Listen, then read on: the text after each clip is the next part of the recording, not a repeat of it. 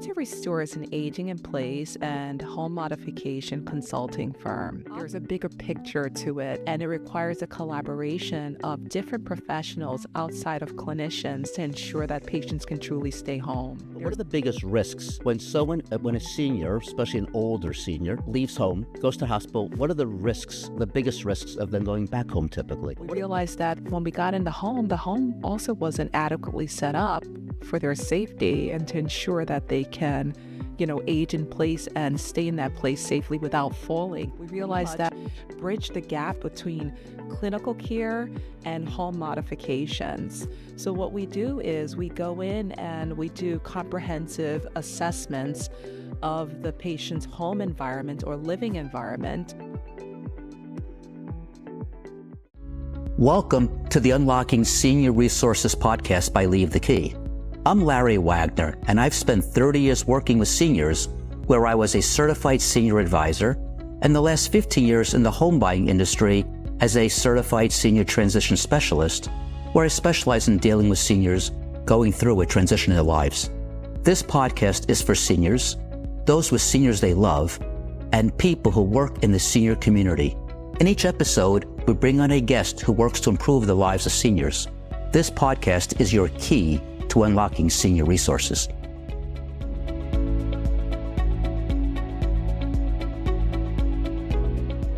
Welcome. Today we're here with Comfort Uwadiae from Opt to Restore. Welcome. Thank you. It was nice meeting you. I met you at one of our networking meetings a couple of times and finally on the podcast today. And Opt to Restore, just in one sentence or two sentences, what is that? And I want to ask you, how did you get to create Opt to Restore?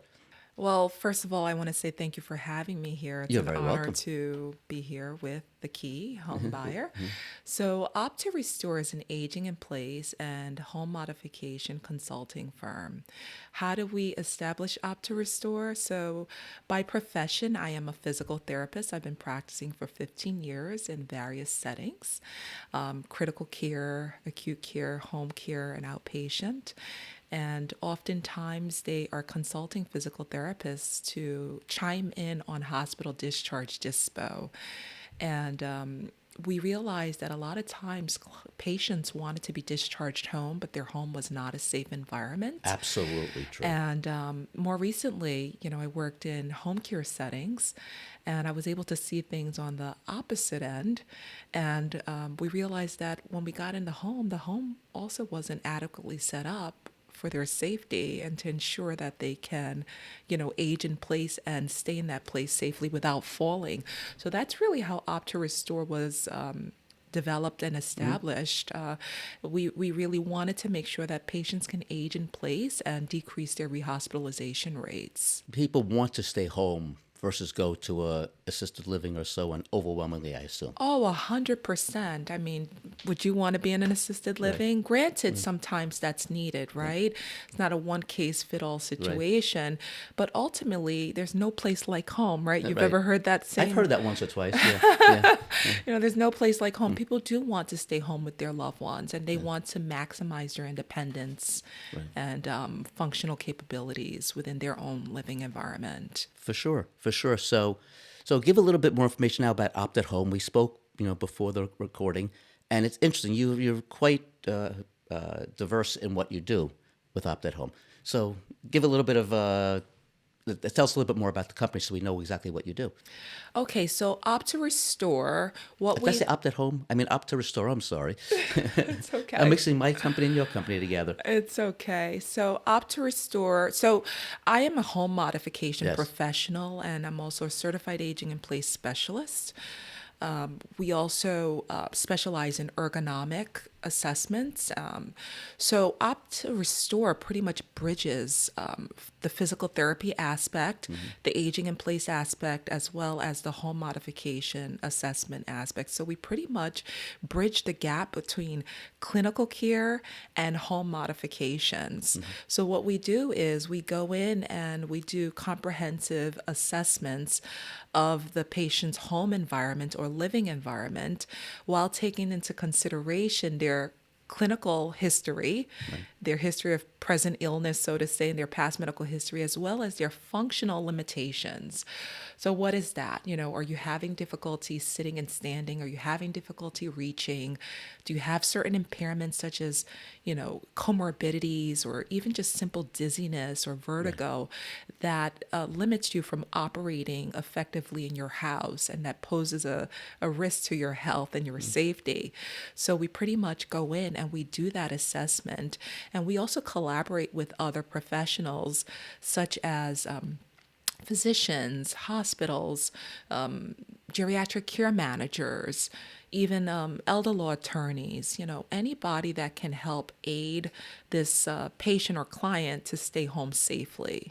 You don't think elder law attorneys as part of a healthcare program, but you have to pay for it. That's and elder care right. attorneys help in that area between planning for Medicaid and so on. So setting up proper trusts and right, because I interview many of them, and this is a big part of our discussion. You don't think the legal component when you're talking about health. So I'm glad you include that in what you do. It's funny that you say that because when I was practicing as a physical therapist and a physical therapist alone, elder law attorneys never crossed my mind. What do I have to do with them, right? But when you enter the home environment and you start looking at home modifications and patients' deep desire to want to stay in their home, you realize that it's more than just clinical care. Right. There's a bigger picture to it, and it requires a collaboration of different professionals outside of clinicians to ensure that patients can truly stay home. Absolutely. Absolutely. So there's surely a time when you're recommending a patient stay at home and a time a patient not stay at home, and you try hard to keep them home if it makes sense. Absolutely. But their safety and their health is clearly the most important part of your decision-making process. Now, your decision is not their decision. Your decision is your referral, what they should do, whatever, like the words. The recommendation. The recommendation, that's what Absolutely. I'm looking for. I know referral didn't sound right. The recommendation that you're going to make, it's up to them, to typically the family most often, to make that decision together. That's wonderful that you say that because we do say we recommend. Right. We never Right. mandate a patient or family to do anything, right? You want them to have that autonomy and that independence to make an informed decision, taking into consideration your informed recommendation as the expert or as the clinician or the professional. So, yes, we would want to recommend home because that would be the ideal goal, right? Like you don't enter a hospital and say, hey, I'm coming here and I plan never to return home. The goal is to really, truly, ultimately return home, right? But sometimes they're just not safe to go home, and we do acknowledge that. Right. So what are the biggest risks when a senior, especially an older senior, leaves home, goes to hospital? What are the biggest risks of them going back home typically? Okay, so that's where the home is, we highlight the home. So let's say I've had situations like perhaps the patient has Parkinson's and they were admitted to the hospital because of a fall. And, we're called in to do an assessment in the hospital setting. And, they say, I have steps at home and there's no railing or grab bars, And not only that, I live alone. So my child lives in, Westchester and the other one lives in Florida, and they just don't have appropriate and adequate care set up in the household. And granted, that can be taken care of because there are Part A services. A lot of times if they're going home, or if they're safe to go home, we recommend home care services, which would entail nursing, PT, social work, or whatever services it is that they need at that time to ensure that they're safe at home. So, a situation would be, there's no grab bars, there's no adequate support. They have a tub rather than a walk-in shower. They live in a 2-story house, and the shower's located upstairs, but the tub is located downstairs. These are true real-life situations that would, make us second guess if home is appropriate. Right. And even today, though, you can change tubs to showers. Absolutely. Without too much destruction, if you will. Oh, yes, they do tub cuts, Yes, you know, and that can take place within 2.5 hours. You Right. tell them go out for lunch, and by the time you get back, Yep. you know, we've cut out the tub, but that's not always Right. adequate enough. Correct. Also, seating in a shower. We mentioned grab bars. There's so many things. The bathroom is one of the rooms that are really frightening. And I've spoken on this podcast, said Long Island's the island of stairs. It's a smaller island. We seem to squish as much space in as possible, which means multi-levels. Yes. You go out west, Midwest, there's many more ranch houses. On Long Island, they're there, but the bulk of the houses the vast majority of houses have stairs, and most of those have the bedroom upstairs. 100%. So and the that's- bedroom's located upstairs. The walk-in shower, if they even have it, it's Right, located upstairs, upstairs. And it's just a nightmare because Yes. it's like, okay, I have what I need, but the setup is just not appropriate. Correct. And how do I access this upon my return home? Right. And that's where home modification professionals can really come in and chime in and give adequate recommendations, and not only give the recommendations, but make sure that these changes are well implemented Sure. and well sustained. Well said. Another that you can make all the suggestions you want, but you want to make sure they're implemented.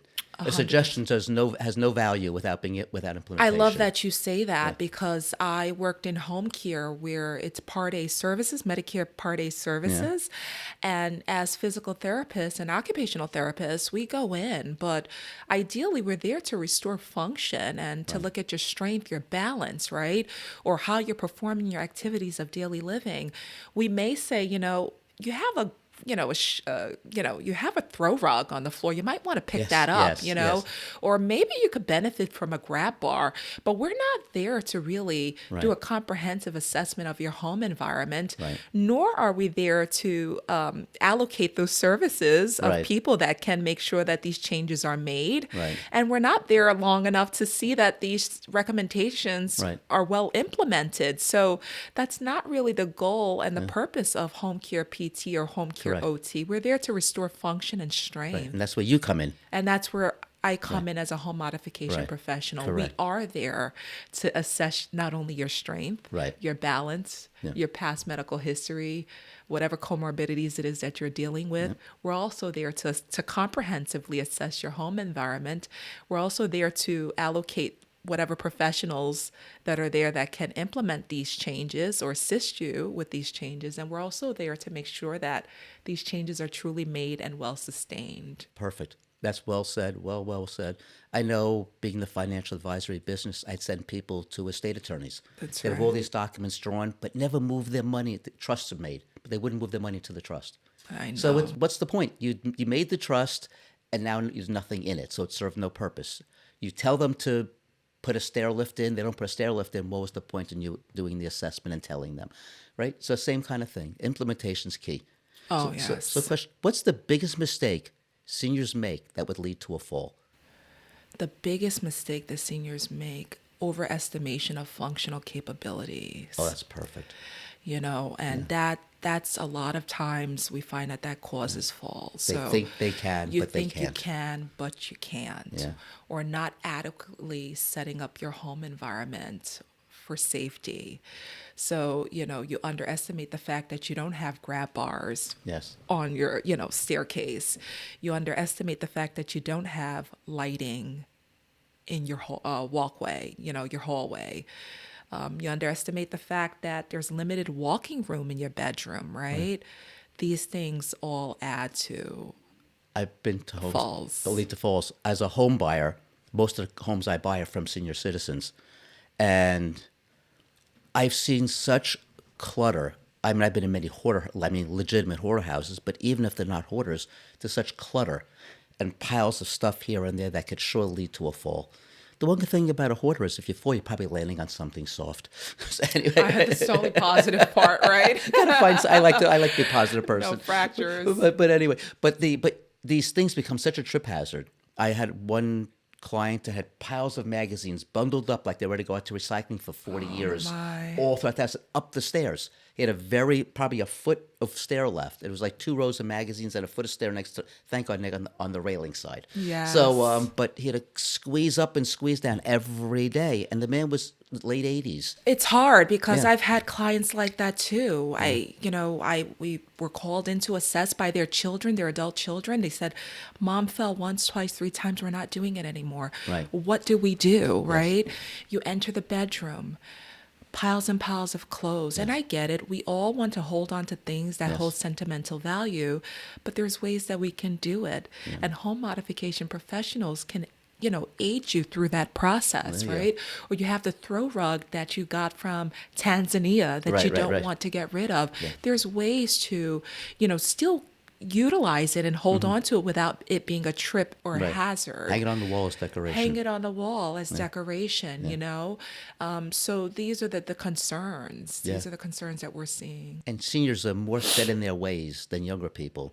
So getting them to do something different, they've been doing it for so long one way, it's hard to get them to turn. No, you're absolutely right. And you know what? They don't want to hear it from their loved ones. Sometimes hearing it from a professional that is experienced in that space, it sometimes, is a little bit more digestible, It's funny you say loved ones. So here's the question I have. What's one thing adult children ignore about their parents until it's too late? Because they don't want to talk about it, because they know the parents don't want to hear from them. So what would that one thing be? Subtle changes in their parents' cognitive abilities and functional capabilities. Okay. We a lot of times it's not glaring until it's really hitting the floor. So a lot of times, decreased strength happens gradually. Decreased cognition happens gradually. It's not an overnight thing, So perhaps, honing in on little things, little changes that your parents are doing, maybe they were getting up, every morning at 6. Now they're getting up every morning at 7. Maybe, they were making that cup of coffee and you see that they're no longer making that cup of coffee. Just noticing changes in their patterns and their habits, it gives a lot of insight to subtle changes that's occurring in their health and stuff. Okay, that's interesting. It's hard as I'd say the children, the kids, when we're 50 and 60 years old. But to sit there and sometimes notice these things, I had the interesting opportunity. I worked with my father until he passed away in his early 90s. And so I saw him every day. I'd see him on weekends. My mother was still around, but she'd gotten sick. And when you see someone every day, typically you don't notice the small changes. And then my brother and sister didn't live locally, and they'd see my parents a few times a year. The ironic part is my wife and I noticed the changes, and my brother and sister didn't. That's right. Which is kind of opposite you would expect. You think, last time I was here 6 months ago, Mom and Dad were doing this, and now they're not doing that anymore. But my wife and I were much more observant on that. I was kind of surprised. It's hard. Maybe they are not, they used to go to play Mahjong. Now they're no longer interested, Or maybe they're just not hungry anymore. Their appetite changed, That's what they would share an English muffin for dinner. That's right. And that's when I kept saying they need to go into independent living facilities. Someone has to feed them. That's and right. They were losing weight, and my brother and sister I've said this on the podcast numerous times. It took 6 months to convince my brother and sister to get on board with us, to get my wife and me to convince my parents to go to independent living. I had to first convince my siblings. That's not typical. That's I don't think right. it's typical anyway, but for me it's not. It really isn't. But again, we just saw different things. We just saw different things. So I was going to ask you a question, but I think you've answered the question. A subtle sign that someone should no longer be living alone. Like I said, not eating was one of them. Another one is, well, I wouldn't say that someone shouldn't be living alone, but maybe you're having increased difficulty sitting to stand, like you're having challenging time getting up from the chair. So I wouldn't say that that should be a sign that you shouldn't be living alone, but it's a sign that should not go unnoticed, or it's a sign that you shouldn't ignore, right? Because that shows you that there's decreased functional capacity, right?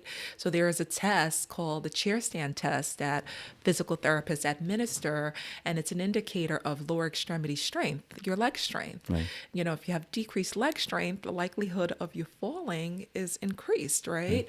So little things, maybe you're having difficulty getting out of bed independently. You can't sit and stand. You're having difficulty clearing your foot from the ground, right? These little things are indicators, good indicators of decreased strength and increased likelihood of falls. My father used to tell a joke. once he got old, he would tell old people jokes, which was kind of ironic. And he'd sit there, two guys are sitting on a park bench, and one guy's like grunting and groaning, working, like leaning forward and pushing himself up. And after 3 minutes, he gets up, he stands up, and his friend says, "What's your hurry?" Right? So you see them having troubles getting up. That's right. So that becomes the one of the many things to pay attention to. Several. Absolutely. So, but question. So we talk about we're all living longer. My father, I mentioned, is turning 98 years old. Congratulations. So thank you. And sometimes living longer is not necessarily a good thing. It depends if our bodies. Sometimes our gizzards are living longer, but our outside body is really not. Our outside body is ready to rest, but our heart's pumping and everything else, so we're still alive. What healthy habits, what things are people actually doing that they think is going to help them? No, I'm sorry. What things should we do to help ourselves live longer? What activities should we be taking on to enhance not only the length of our longevity, but the quality of our longevity? So it's really a comprehensive approach, but from a physical therapy aspect and home modification aspect, I would say walking, Right. strength training, right? And then I tell my clients it's not even just receiving physical therapy or exercising. You also want to exercise your brain also, right? Because everything's connected. So I'll tell them, get out of that one bedroom. Get up and walk every 1 to 2 hours. Converse with your friends. Play, the cards and stuff. Listen to music. All of these things Right. can increase the likelihood and your longevity, and it adds to holistic health, right? So, and I see that a lot of the aging population, they're now going to the gym and they understand the importance of living a holistic life, right? Because back then when you were 60, you think that life is coming to an end, right? Life is terminating. Right. And what's beautiful is that I'm seeing that the aging population is actually looking at it as life is just beginning. Yes.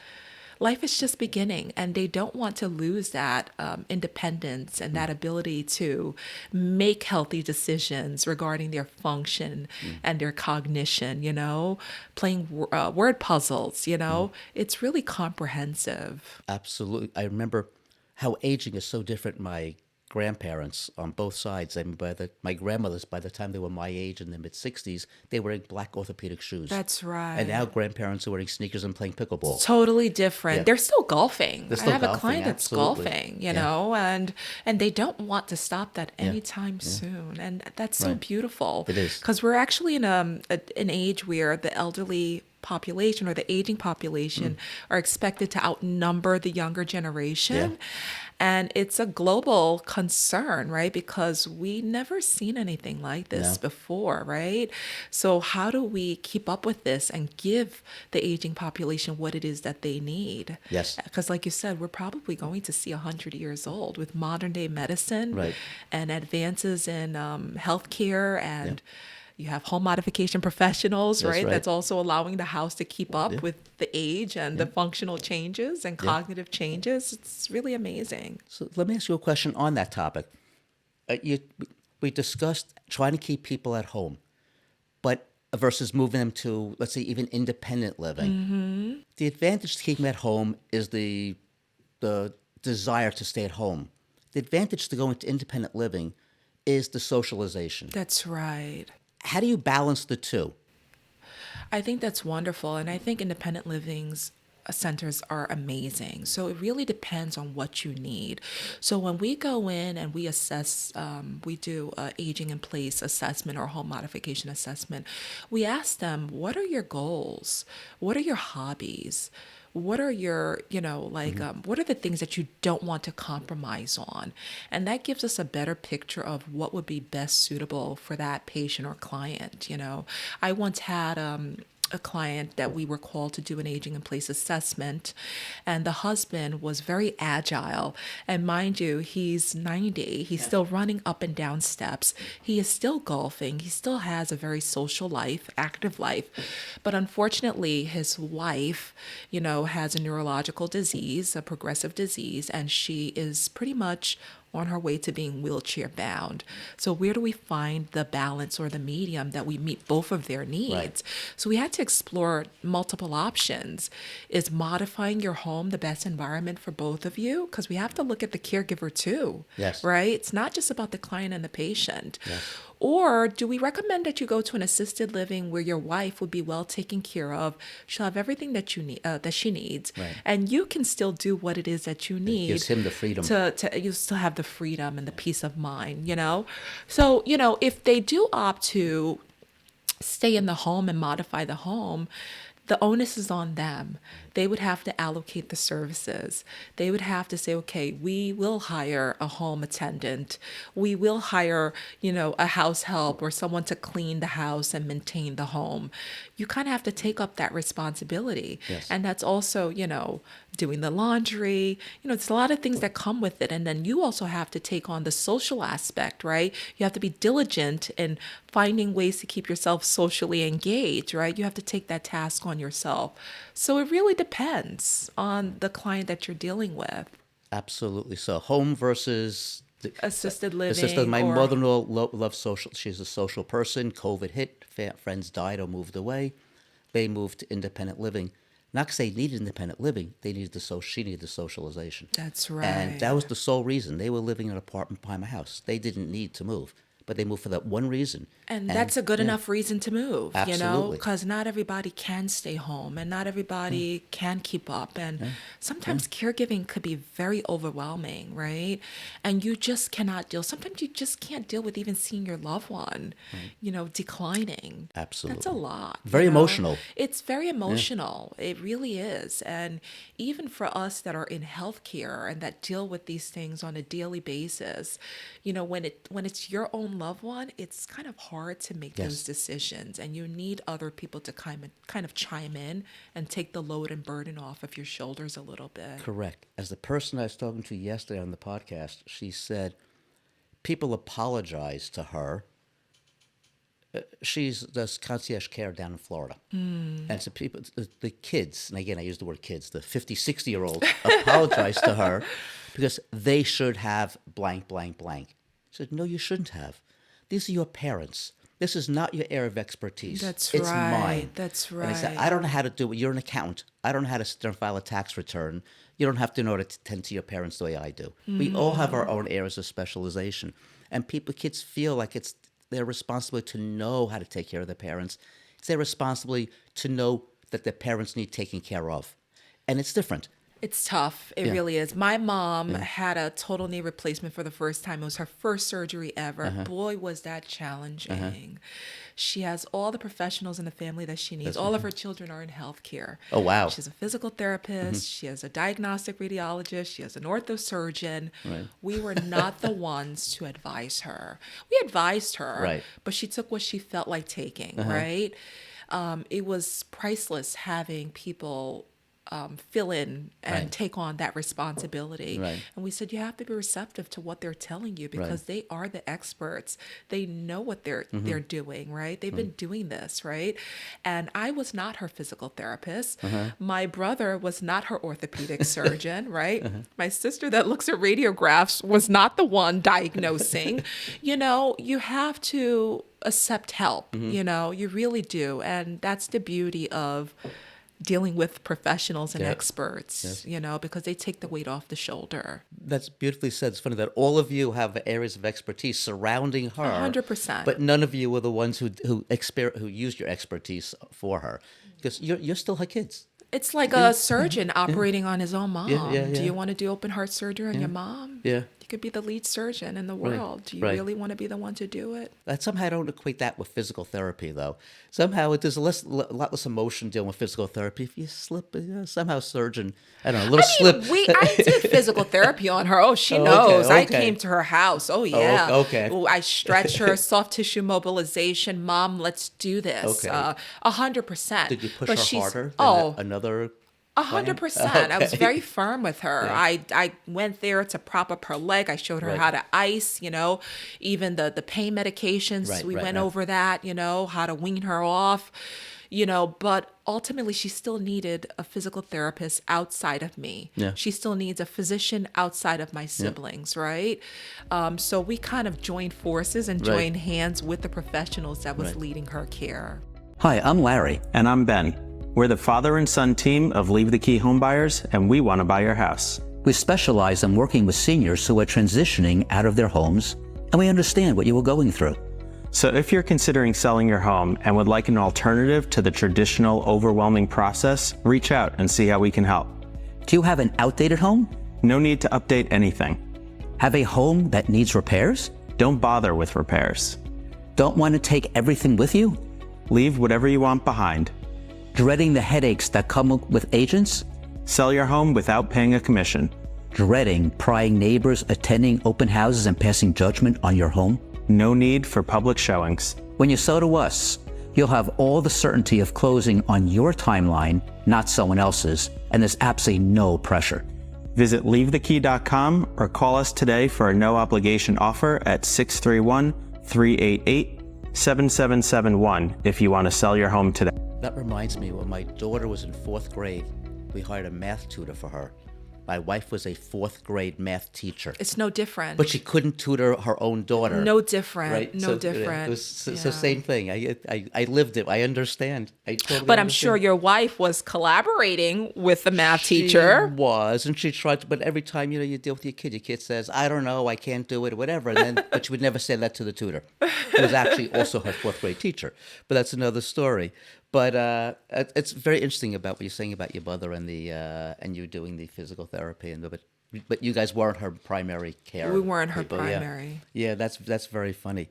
What's a conversation? This seems like an appropriate question. What's a conversation that children wait too long to have with their parents? Oh, that's a wonderful question. It covers so much. It does. It's very broad. Yes.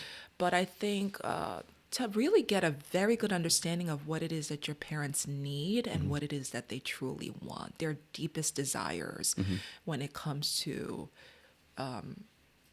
their future, where they want to find themselves, the kind of assistance that they would want, the kind of assistance that they wouldn't want, right? Even like things like DNR, DNI. Right. Do you want to, be placed in an assisted living? Do you want to stay in your house no matter what the circumstances are, even if it means that we have to modify it? Would you be okay with moving in with us? How are your funds? Where would you want your funds allocated? Would you want to invest in home modifications? Would you want to invest in caregiver support, such as having home health aides or a geriatric care manager? Also like things such as their Social Security as well, right? Or their pensions, because all of these things matter. Yes. All of these things matter. So really having a comprehensive picture of your parents' deepest desires, do you want to have physical therapists, to come into the house when home care Part A services end, just knowing what their parents want and what they truly love and need. Interesting, because sometimes what parents want is not what they need. That's where the conflict comes in. That's right. When parents that my mother for decades told me, don't ever put me in a nursing home. That's right. Because her mother was in a nursing home. She went to independent living and she felt she was going to a nursing home. And it's the last thing. It's not the nursing home from 40 years ago, number one. First, number one, it's not a nursing home.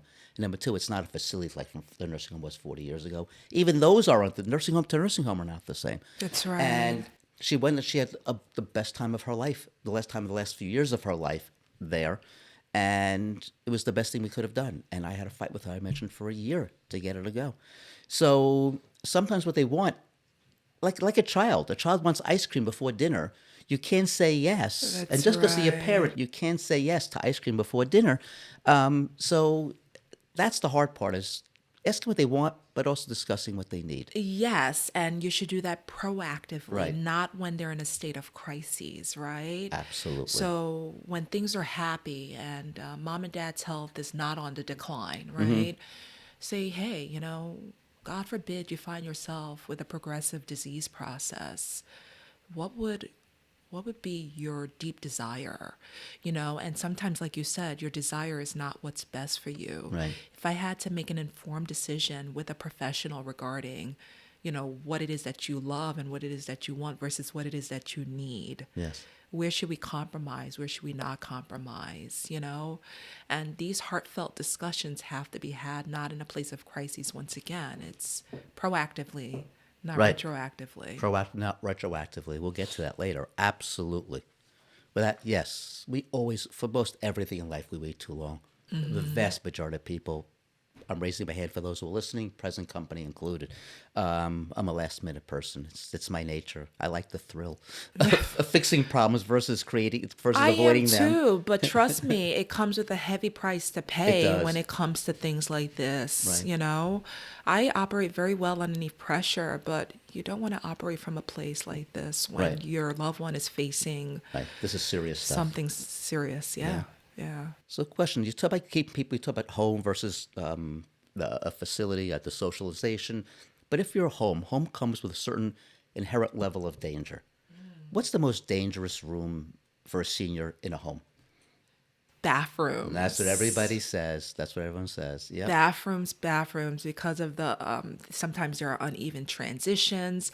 I have clients that have marble floors and they don't want to get rid of it and they're going slipping and sliding, so that's really a hazardous place where falls most often occur. And then, like we said, if there are tubs, they have to elevate their leg above the tub and, they have weakness in their legs or impaired coordination or impaired cognition, the likelihood of their falling is increased. And if the lighting is not good, it's just hazardous. It can be a very hazardous space, especially when you're dealing with water, right? Yes. And, they often recommend that showers and tubs be placed far away from the entry, the door of the bathroom. I never heard that. To minimize the risk of falling due to water being on the floor. Oh, Yeah. interesting. I never heard that. Yeah. So bathrooms are just unsafe altogether. Also- If there's no grab bar support, Right. all of these things add to increased risk for falls. Also, the problem with the bathroom is if you fall, you're hitting something hard. Hard. There's nothing soft in a bathroom except the towel. That's and it. You're So, going down and you're going down hard. Absolutely. my mother needed assistance before she was beyond needing assistance, and my father, before they had an aide, and he calls him one day at 10:30 at night, come help, we have to help get mom off the floor. They were in independent living.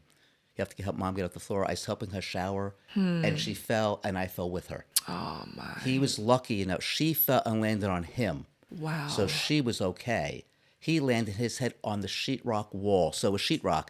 If he landed on a different wall, it was tile. That's A right. tile wall is much harder on your head than sheetrock. But even sheetrock Yeah. could be very dangerous because if Absolutely. you're on blood thinners, right, Yep. any impact Oh, that's true. You can can have cause internal. increased risk for bleeds, Right. right? And then God forbid you fell and you say that, oh, I'm okay. I always tell my patients, you fall, whether you feel okay or not, you need to notify your physician because, there are bleeds that occur, and you don't even know that you're bleeding. That's interesting. And there are fractures that occur and you don't even realize that you have a fracture. He seemed fine, and we dismissed him and dealt with my mother. Well, it turned out, thank God, he was fine because he lived years after that and nothing came up. But my mind never went there. We were too focused on my mother, number one, and I felt, okay, there was no dent in the sheetrock. He could have hit that hard. Sheetrock's not all that strong. I'm a house builder. So anyway, but that's interesting. I never would have, and was on blood thinners. It never occurred to me he could have had internal brain That's bleed. where the concern comes. We underestimate the fall. Yeah. We're still comparing our past, strength, our past life to feeling, agile and strong enough, like, oh, I'm okay. Right. And we're not okay. That's it. We're not okay. We're not okay. So the bathroom is the most dangerous room in the house. I don't think that's a surprise to anybody listening, but your comment about moving the shower, not that people have that much opportunity, but the shower should be as far from the walking area, the door, as possible. That's a very interesting one I never heard. What about floor mats that you don't like throw rugs in a house. What about in a bathroom? Is that the same? Oh, same thing. I Okay. tell them pick up the throw rugs. They have anti-slip decals that Right. you can place in the Right. tub and on the floor, and it increases the grip and the Right. traction between your foot and the surface of the floor.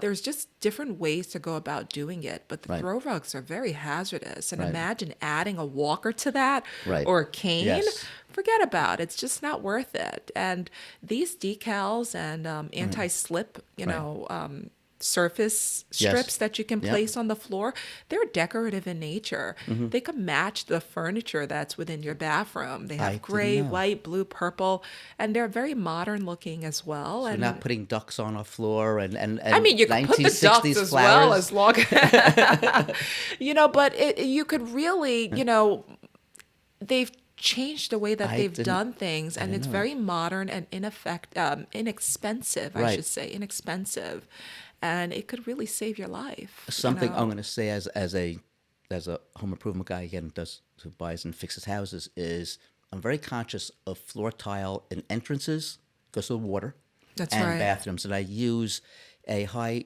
have a high slip resistance. It's I forgot the word. It's something coefficient. Dynamic. It was something, dynamic coefficient. So it's a little bit textured That's in a way. right. It's almost sandpapery, if you will. I'm That's exaggerating. right. So it should have a DCOS. Yes. of a And- certain level. And it makes a tremendous difference. So if you're redoing a bathroom, people should look for a tile with that has a texture to it. Not only just a smooth texture, but something you can't just glide your hand over. 100%. Yeah. 100%. And porcelain is very good.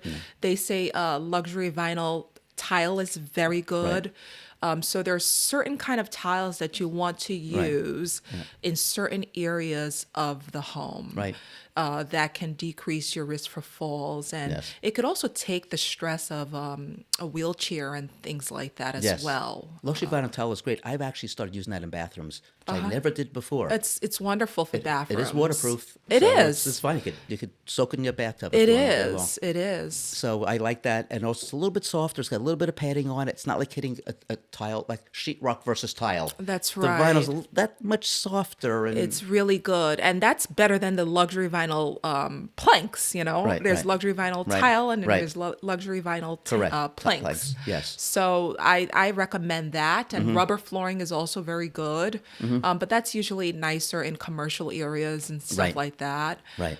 So yeah, there are certain materials that you Right. can choose that are more appropriate for you as you age and to meet your functional needs and capabilities. to me, the big takeaway, because I know a lot about different materials, is the fact they make, I'll call it modern, decorative, whatever the things you put on your tile floor. Oh yeah, I did not know that. they do, and it could be ordered on wonderful. Amazon. Right. And in your house next day. Right. It doesn't take much to implement that. Right. I'm still amazed at Amazon. I shouldn't be that amazed. It's been around a few years. But so let's talk about your business a little bit more. And that is, you do a lot of different things, as you mentioned earlier. Can you give me an example of someone you've worked with recently that sort of something people would relate to here? Oh, You absolutely. probably have maybe 1 or 100 stories. A couple of them. Yeah. So I was called to do an aging in place assessment for a family where their mom was being discharged from a rehab. She fell and she fractured, so she was recuperating, and she fell again. She did not refracture, but she fell again and landed herself in a rehab again. So she was being discharged from the rehab to home. So we were called to assess the house. She has no insight to the fact that she has a progressive neurological disease and that she has to continue using the walker and that the house is no longer safe for her to stay. So they were given 2 options. It's either we modify the home or we take you to an assisted living, because the house, you cannot stay in the house with it in this condition. Yeah. She doesn't have railings on the stairwell. She doesn't have proper adequate lighting. She has a tub, no grab bar support. Her shower is extremely narrow. It's like perfect. And it's encroaching on the door. And not only that, it's located upstairs on the second floor of the house. Right. It's like a perfect scenario for everything being wrong. Perfect scenario. And the sons do not live with her. Yeah. But they're willing to do everything and anything to make sure that they ensure her safety. So they called on us to assess and make adequate recommendations. And we gave them the options. Here are the options if you're going to stay here. We can make sure that this is well implemented. If you know that you don't want to do this, here's the other option, which is an assisted living, right? Where it can meet your needs and your spouse's need, and that was tough. That was tough because they lived there for over 35 years and they weren't ready to part ways. Right. A lot of tears in the process as we're speaking about this. And, the spouse wanted to do what was in her best interests, right? So it was a lot of, communicating, going back and forth. It took a lot of collaborative support. We called in a durable medical equipment installer to install a stair lift. They weren't sure if they were ready to redo the whole house, And at the least, we recommend that they redid their bathroom, that they redid the bedroom setup, not the whole bedroom, but modify the positioning of the bed, change the flooring, get rid of the big chest that's encroaching on the space, perhaps, rather than redoing the whole bathroom at once, maybe we'll, recommend a tub cutout, right? Install adequate layered lighting in your bathroom so that you can see. Install another grab bar or a railing by the steps, so just little things, it doesn't have to be so grandiose at once. We like to recommend things in stages. So it's like urgent, moderately, and severely, and we paint out a nice picture to them. Okay, this is what you should do now. And these are the options. And then we also give tiered recommendations in terms of cost, because cost is also a concern for some. Right. For this family, it wasn't. But for some, they say, how are we going to cover this, right?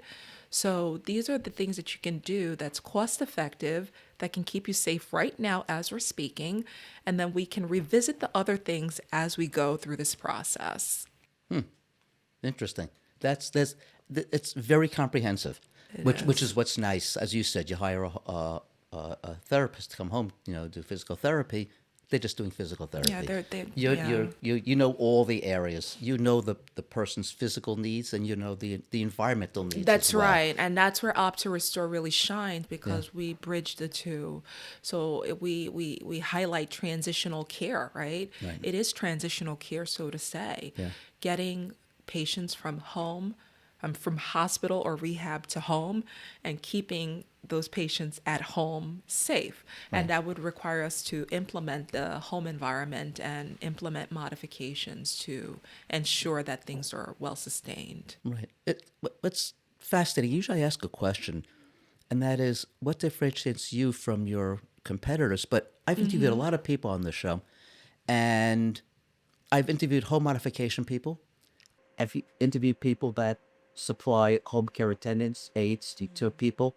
I've never interviewed anyone who basically does both. That's right. And with your background, and with your educational background and your experience, I don't know if there are others, but so I won't even ask the question, what's the differentiator? Because to me, you are your educational experience, your professional experience, and the fact that you cover from A to Z.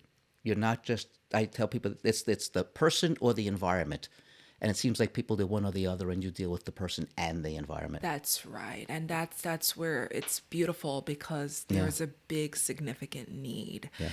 And we don't substitute, we don't replace what's already there, right? We're not replacing the system that's working. Right. But we're bridging the gap, or the holes in the system that's causing these patients to go back to the hospital. Yes. We're living in a time where the Medicare system is overwhelmed. There's a shortage.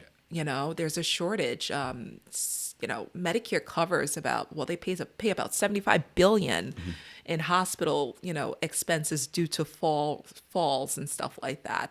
So we're not substituting home care services, Part A. We're not replacing the durable medical equipment installers. We are there to complement and to bridge and merge each sector together. I was avoiding saying this because I say it way too often, and that is, You and I, we're both walking Rolodexes. Your job is to take the people you know who do X, do Y, do Z, and bring them all together for a cohesive plan for this senior. 100%. It's almost like the project. We're almost operating like project managers. Right. Yep. It's transitional care, but transitional care not just amongst clinicians alone. Yes. It's transitional care between clinicians, home care professionals, housing professionals, durable medical equipment installers, contractors. Yep. We need the contractors because without the contractors, this system does not work. Correct. So it's really bridging all professionals together to give clients and patients a comprehensive package and to allow them to feel safe and independent. And that's what aging in place is about. Right. Living a life with dignity, right? And not being afraid that, you're going to fall and, the inevitable is going to happen. Correct. It doesn't have to be that way. Yep.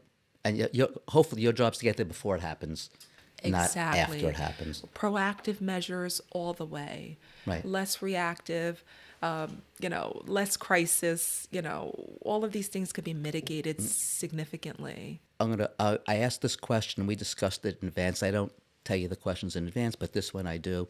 But I'm going to ask the question in a statement form almost, because you've answered it, and that is, if there's one big takeaway in this podcast, what would it be? And you said it would be proactive. 100%. So you just answered the question if I had a chance to ask it.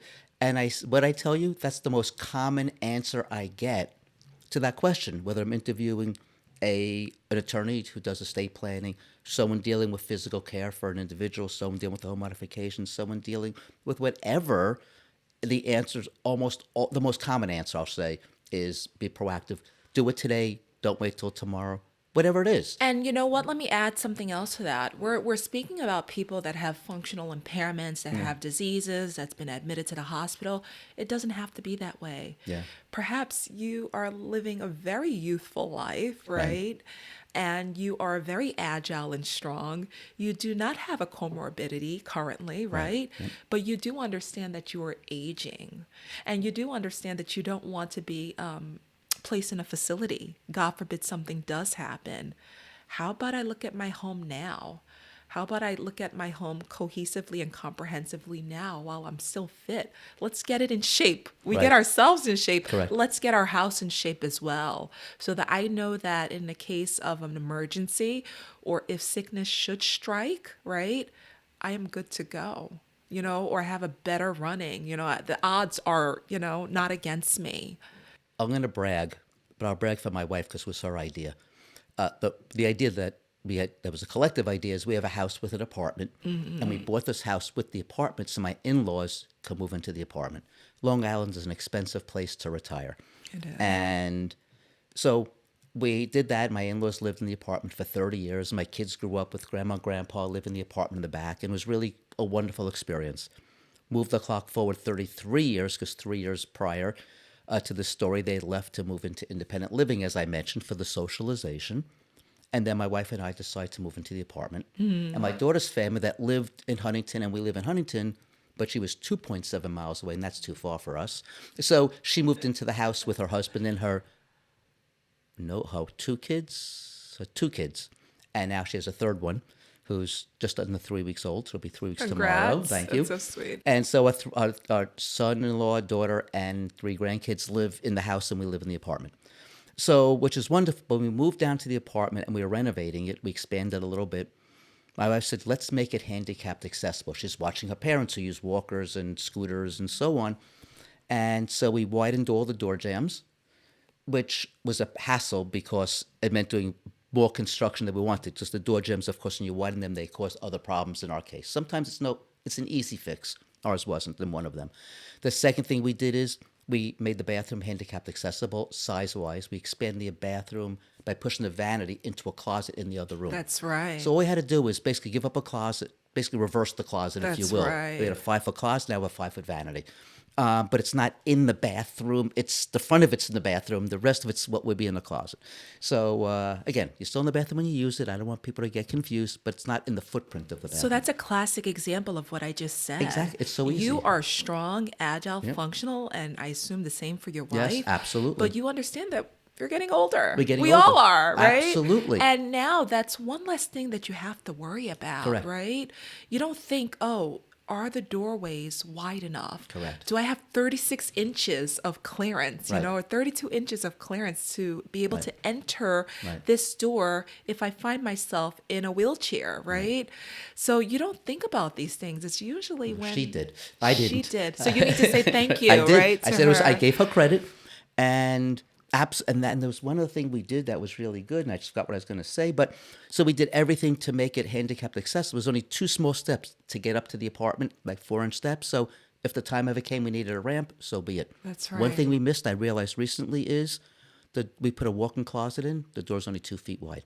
Oh. So we'll have to go around naked if we decide to, because we'll never get to get clothes from our closet. Not at all. So I guess we'll have to ask our kids upstairs to bring clothes down for grandma and grandpa. We can't get in the closet. So, but I had I don't know how we missed that. And that door we built from scratch. That's because the room didn't right. exist. But anyway. But that's where, home modification professionals, we will catch the little Right. things that you won't catch. Yep. And you probably didn't catch it because I noticed you're it literally fine. last week. We're living there a year and a quarter. I noticed last week, and I'll tell you why I noticed. But the last thing we did, we got rid of the tub and made a walk-in shower. Very That was the nice. last thing. That's a big one. And it's a 5-foot walk-in shower. So, but the funny part of this whole, funny, not ha-ha funny, is, I don't know, we moved in March, and I don't know, maybe November, my wife fell and sprained both her ankles seriously and was in a wheelchair for 6 weeks and on rehab after that. She was in a wheelchair in the apartment and able to go to the bathroom on her own. She was able to get into the bedroom, and it worked out really well. If we hadn't done that, She was able to maximize her independence. She And this maximi- is what it's exactly. all about. that's a perfect example. And my wife, she was 64 years old. You don't expect to be in a wheelchair at 64. No. But crap happens. I tell people it could happen to any of us at any given point in time, Yes. right? None of us are exempt, no matter the age, right? Anything can happen where I could find myself in a wheelchair. And it really makes you think about it, reflect on, God forbid something should happen. Am I set, right? Is my home set? Because if it's not, they're not going to recommend that you go home. Correct. And if you don't have the funds and the finances to modify your home and to do it in a timely fashion, right? It just gets very complex. It does. So that's where proactive measures matter, right? Because imagine doing it in a state of crises Right. versus doing it when you guys did it, right? Oh, so much better. It just relieves everybody. Since it was short term, we wouldn't have done it just to accommodate my wife's injury at the time. And she spent the next 6 weeks having me pick her up, put her in something in the bathroom, then so she can move to the toilet. And that it's nothing she wants from me. That's And right. but so we avoided all of that discomfort by planning ahead. So as you said, the big takeaway would be to plan. It makes so much sense. No matter what you're doing in life, be proactive, be strategic, think ahead. Don't do it like me. Do it the way you're supposed to do it. Do it like my wife. She planned ahead, but it's so ironic that who knew we'd need it months from then. And it doesn't just end with function and Absolutely. the house. Finances as well Yes. plays a major role in what we're speaking about, right? I've had patients where we're recommending discharge to, a rehab or, assisted living. And unfortunately, they can't receive coverage Right. because they made too much. Right. And you're saying, what? I worked so hard all my life. Yes. I worked for the city of New York. I did this, I did that, and I don't have coverage. I have health insurance. What do you mean by I'm not covered for this, Yep. And then they're trying to find ways to stash away their money, but it's too late, Right. right? It's too late oftentimes. Home health care is different, Medicaid at home versus my Medicaid God, in they a facility. There's a lot to know. I was a financial planner for 30 years. That's right. So you know exactly what I'm No. speaking. Yeah. I learn this podcast every time I speak to an estate attorney. I learn something new. And I was doing it for 30 years. My Wow. clients were educators from New York City. They weren't Medicaid qualified, I thought. Listen to attorneys now, I realize many of them could have been. Many of them could have been, because there's things you can do. And I was unaware, at Like least the this pool past trust weekend. and things Pool like trust, that. yeah. So all of these things matter when Yeah. bringing it back to home modifications. Yeah. All of these things matter Yeah. because, sometimes they may have to pull funds. Yep. They may have to consult with their lawyer to see, okay, how do I get coverage Right. to go to an assisted living, or how do I get coverage to be able to afford this? And that's where that cross-sector professional Yep. collaboration really matters, Yep. and the care transition really matters. Yes. And matter of fact, we're going to consult with, I placed a call to an attorney 2 days ago. We're calling back yesterday, but I wasn't available, so I'm going back today about a family member also to qualify for Medicaid. It's something I never thought I would do, but it's up. But they come to me because this is more my area of expertise as much as it's not, more so than anyone else in the family. And so that's what we're going to try to do, qualify this person for Medicaid to be able to pay for some aides. So if their house Right. was set, Right. it slices the problem into half, I'm telling Correct. you. Yeah. Unless, like you said, they want the socialization, Right. or truly whether, they're on the ground floor of a house, whether they have a walk-in shower, family can't be there to help. Right. They don't have, it's not a one-size-fit-all kind of situation. Right. But I'm telling you, it brings the stress down tremendously. Yes. It Yes. does.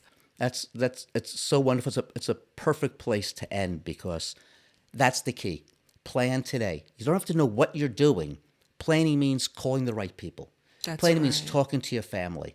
Planning it's all about dialogue. Whether it's That's dialogue with your right. family, dialogue with the professionals, dialogue with everyone who should be involved. And We if they say call- cross-sector communication. cross-sector communication. Talking Yes. to you covers us. Talk to mom and dad or your spouse, the husband and wife, talk together, and then talk to someone like you, and you represent all these other areas. So you're like sort of one-stop shopping when it comes to this comprehensive planning. And that to me is key. So I thank you so much for coming on the podcast. I have a question for you. How do people get in contact with you? Well, if you're trying to get in contact with me or anyone from Opt to Restore, you can visit our website at www.opttorestore.com. Easy to remember. Absolutely. And I am also on LinkedIn. You can locate us on Facebook. And we Okay. do have our business phone line as well. Okay, you can give that if you like. That is 516-810-0330. And we'd love to be of service to the community and to other professionals that have clients that need our support, because we don't recommend more than what a client needs. There's no referral incentive. We don't get money from referring someone to a contractor Right. or durable medical equipment. There's no referral incentive. Our job is the assessment and to make sure that they're getting exactly what they need, nothing more, nothing less. You get paid for what you do. You don't get paid for who you refer. Your job is to 100%. refer. You're already getting paid for that. That's right. Right. That's right. That's beautifully said. Most people get paid wherever they can. You just get paid in the way people expect you to get paid. That's wonderful. 100%. And, our referrals, another way, as a professional that's trying to contact us and refer people to us, we have HIPAA compliant forms on our website, and we've standardized the referral process to make Oh, you things mentioned this to easier. me. Yes, absolutely. So we are also developing a cure signal whereby it's an easy way for like maybe a financial advisor that needs our services for their client, or maybe a doctor or a hospital. They can put in a cure signal. They put the client's name or patient's name. They'll put what the referral is about and the best way to contact that patient or client.